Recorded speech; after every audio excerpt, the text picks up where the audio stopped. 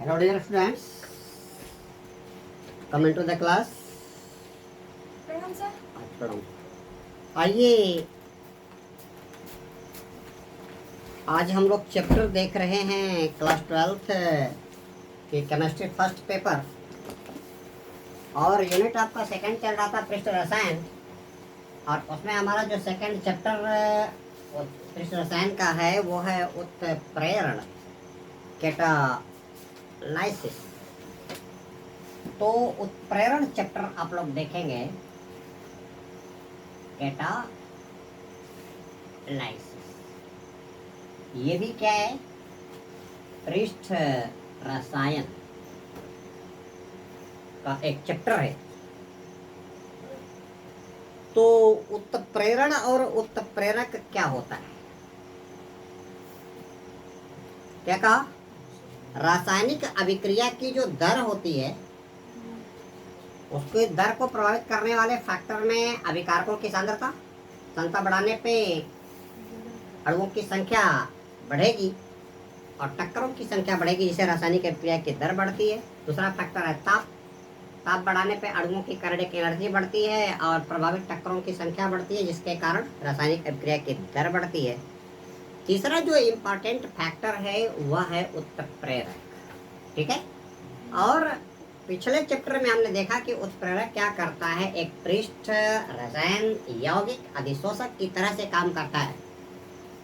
यहाँ पे आपके अभिकारक अधिशोषक की तरह काम करेंगे और उत्प्रेरक किसकी तरह से, अधिशोष्य। वो भी क्या किया जाएगा, अधिकांश डी ब्लॉक के जो एलिमेंट्स हैं वह उत्प्रेरक की तरह से काम करते हैं, लेकिन कब? जब उनको आप चूर्ण अवस्था में पीस दोगे। और चूर्ण अवस्था में पीस देंगे तो उसका पृष्ठीय क्षेत्रफल क्या हो जाएगा, ज़्यादा हो जाता है।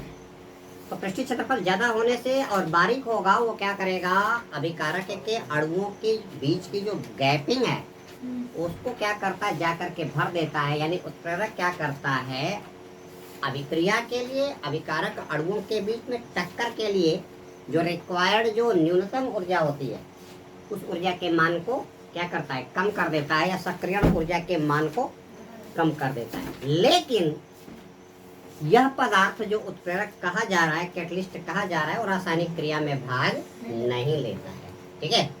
उत्प्रेरक रासायनिक क्रियाओं में भाग नहीं लेता। तो आपकी उत्प्रेरण की परिभाषा जो आ रही है, कैटालाइसिस क्या कह रहा है, रासायनिक क्रियाओं की जो दर होती है,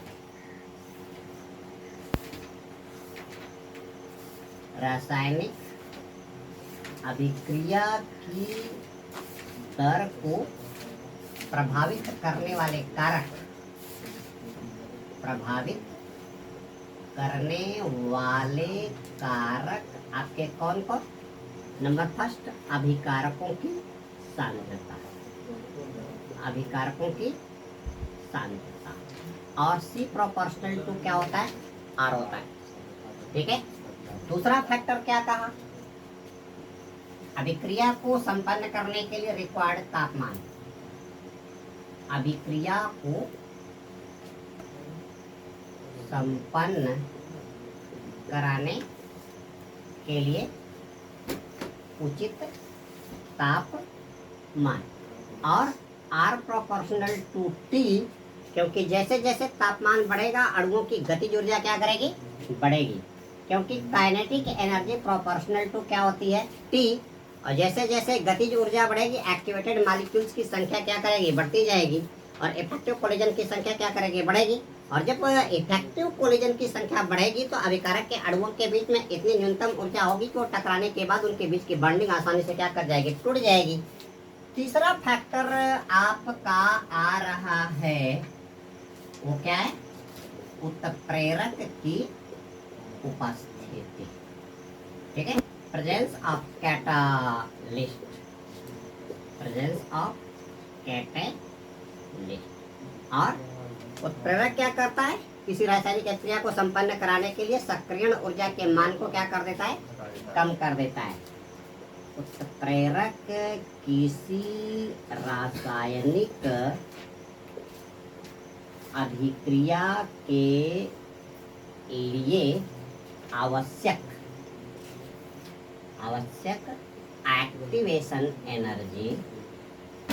एक्टिवेशन एनर्जी या सक्रियण ऊर्जा के मान को, यानी किसके मान को, EA को क्या कर देता है, हटा देता है, जिससे अभिकारक के अणुओं कम बल पर ही क्या हो जाते हैं, उनके बीच की बॉन्डिंग टूट जाती है, ठीक है, और अभिक्रिया की दर बढ़ जाती है। तो प्रेरण की आपकी परिभाषा आ गई। अगर अभिक्रिया की दर किसी ऐसे पदार्थ की उपस्थिति से क्या हो जा रही है, प्रभावित हो जा रही है, ठीक है, तो इसको क्या कहेंगे आप, उत्प्रेरण कहेंगे। तो उत्प्रेरण यानी कैटालाइसिस की डेफिनेशन आ गई, कैटालाइसिस। अभी क्रिया की दर, अगर किसी पदार्थ की उपस्थिति मात्र से ही क्या हो जाती है, परिवर्तित हो जाती है, तो इस प्रोसेस को क्या बोलते हैं, उत्प्रेरण बोलते हैं। तो इस प्रक्रिया को उत्प्रेरण या क्या बोलते हैं, कैटालाइसिस कहते हैं। और ऐसे पदार्थ जो रासायनिक अभिक्रिया की दर को क्या कर देते हैं, परिवर्तित कर देते हैं, तथा ऐसे पदार्थ जो किसी रासायनिक अभिक्रिया की दर को क्या कर देते हैं, परिवर्तित कर देते हैं, क्या कहलाते हैं, उत्प्रेरक या क्या कहलाते हैं, कैटलिस्ट कहे जाते हैं। हम एग्जाम्पल लेते हैं। एज फॉर एग्जाम्पल, हाइबर विधि के द्वारा अमोनिया का क्या कर रहे हो, निर्माण कर रहे हो। एग्जाम्पल आ गया आपका हाइबर विधि के द्वारा अमोनिया का निर्माण क्या होता है, N2 plus 3H2 equal to क्या होता है, 2NH3। ये भी गैसेस स्टेट में, ये भी गैसेस स्टेट में, ये भी गैसेस स्टेट में। ये अभिक्रिया क्या करती है, लासातालिये के नियम के अनुसार हाई टेम्परेचर और हाई प्रेशर पे परफॉर्म होती है। क्योंकि लासातालिये के नियम के अनुसार क्या होता है, अभिक्रिया उस दर विस्थापित होती है जो अभिक्रिया की दर को क्या करेगा, घटाने का प्रयास करेगा। तो लासातालिये के नियम के अनुसार, लासातालिये के नियम के अनुसार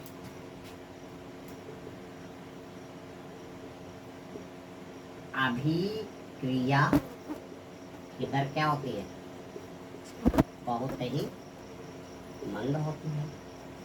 अतः अमोनिया के फॉर्मेशन के लिए उचित परिस्थिति क्या है, 500 डिग्री सेल्सियस और 200 एटमॉस्फेरिक प्रेशर। अतः अभिक्रिया को संपन्न कराने के लिए उच्च तापमान है ना, उच्च तापमान और उच्च दाब की क्या होती है, की आवश्यकता होती है। इस उच्च दाब और उच्च ताप पर भी उतनी तेजी गति से अमोनिया का निर्माण नहीं हो पाता है, ठीक है। तो अमोनिया की उचित मात्रा बनाने के लिए, अमोनिया की उचित मात्रा बनाने के लिए आप क्या करते हो, चूर्णित अवस्था में इसका आयरन का क्या करते हैं, प्रयोग करते हैं। इसके बावजूद भी अमोनिया के फॉर्मेशन की गति उतनी तेज नहीं हो पाती है। इसके बावजूद भी अमोनिया के निर्माण की गति क्या रहती है, धीमी रहती है। ठीक है, अतः क्या करते हैं, वर्धक के रूप में, वर्धक यानी किस रूप में, प्रोमोटर के रूप में क्या होता है, अमोनिया की उचित मात्रा का क्या होने लगता है, निर्माण होने लगता है। इस फार्मूले में आपने उत्प्रेरक क्या दिया, उत्प्रेरक दिया क्या, आयरन। यहाँ पे आयरन किस रूप में, उत्प्रेरक के रूप में, लेकिन यहाँ पे मालिब्डेनम को आपने किस रूप में यूटिलाइज किया, वर्धक के रूप में।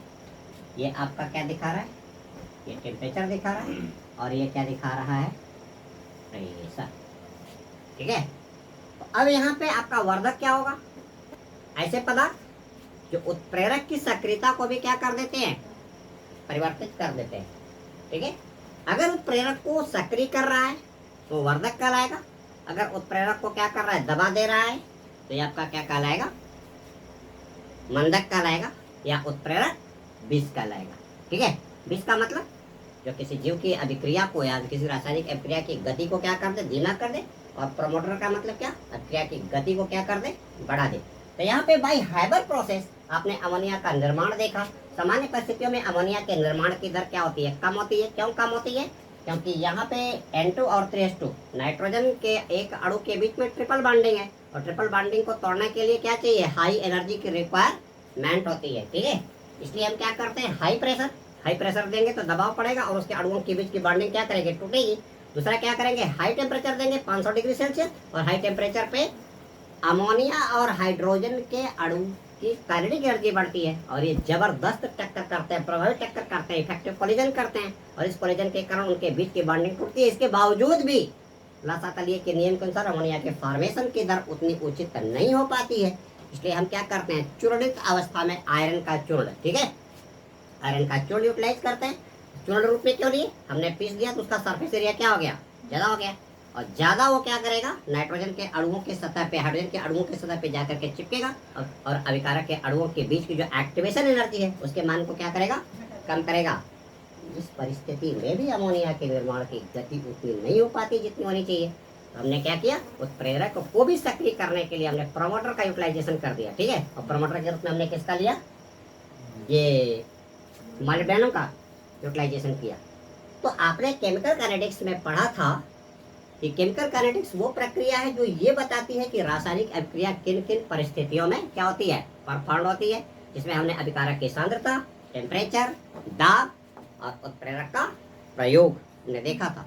दूसरा प्रोसेस आपने पढ़ा था कि जब आप क्लोरोफॉर्म का निर्माण करते हो और क्लोरोफॉर्म जब बन जाता है उसको आप बोतलों में पैक करते हो, तो उसकी डाट को बोतल को पूरी तरह से क्लोरोफॉर्म भर देते हैं। ठीक है, उसमें ऑक्सीजन नहीं जाना चाहिए। दूसरी बात क्या, उस पर प्रकाश नहीं पड़ना चाहिए। अगर उस पर ऑक्सीजन गई तो क्लोरोफॉर्म का क्या होगा, ऑक्सीकरण होगा, और ऑक्सीकरण होगा तो फास्टिन गैस बनाएगी, और फास्टिन गैस बनेगी, दैट इज वेरी टॉक्सिक। अगर आप जानते हो क्लोरोफॉर्म का यूटिलाइजेशन किसमें, एनेस्थेसिया के लिए, बेहोशी उत्पन्न करने के लिए, जिसका यूटिलाइजेशन हम जनरल सर्जरी में करते हैं ना, जनरल एनेस्थेसिया यानी सामान्य निश्चेतना उत्पन्न करने के लिए। अब यहाँ पे आप क्या करते हो, एक उत्प्रेरक यूटिलाइज करते हो, क्या 1 से 2% क्या मिलाते हो, एथिल एल्कोहल मिलाते हो, और यहाँ पे एथिल एल्कोहल क्या करता है, क्लोरोफॉर्म के ऑक्सीकरण की गति को क्या कर देता है, कम कर देता है।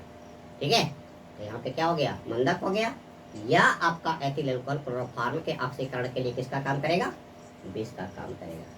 तो दोस्तों इस वीडियो लिंक में इतना ही।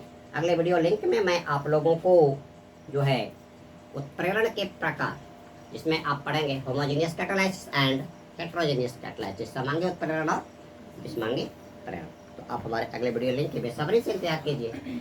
बहुत ही जल्दी मेरा इस टॉपिक के रिलेटेड लिंक जारी होगा। धन्यवाद।